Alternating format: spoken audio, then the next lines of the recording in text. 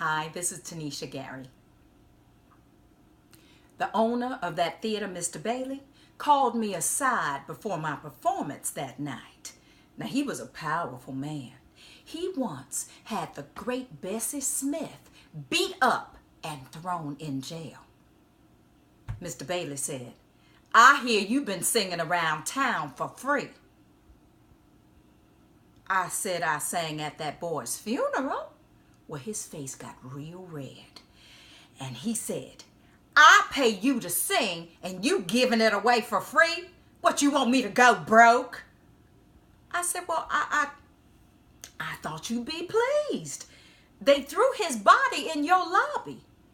Well, he doubled up his fist and he said, "They only threw him there because they knew I had a troublemaking nigger bitch up in my place, up here from up north. And they wanted you to see what would happen when you got uppity and sassed back. Understand?" I said, "Yes, sir."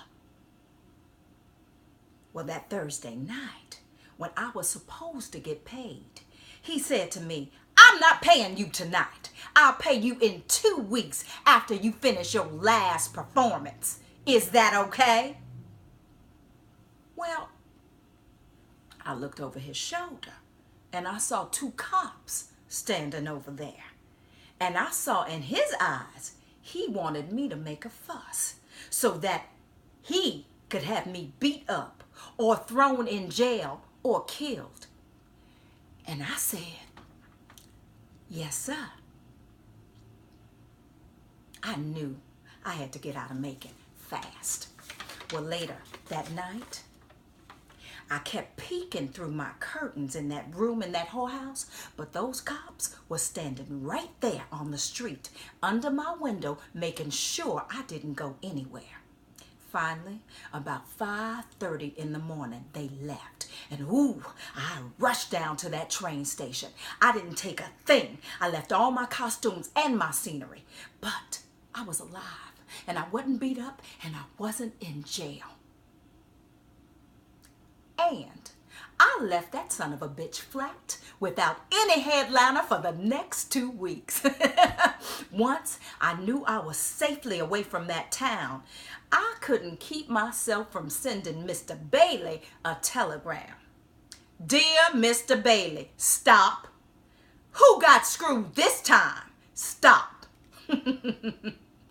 God damn, pardon me, Lord. White folk with their thin, stingy lips and their skin so pale you can see through it. And when you look in their eyes, there ain't nothing in there but hate. You know what? Yeah, I escaped from that whore's alley out into the real world.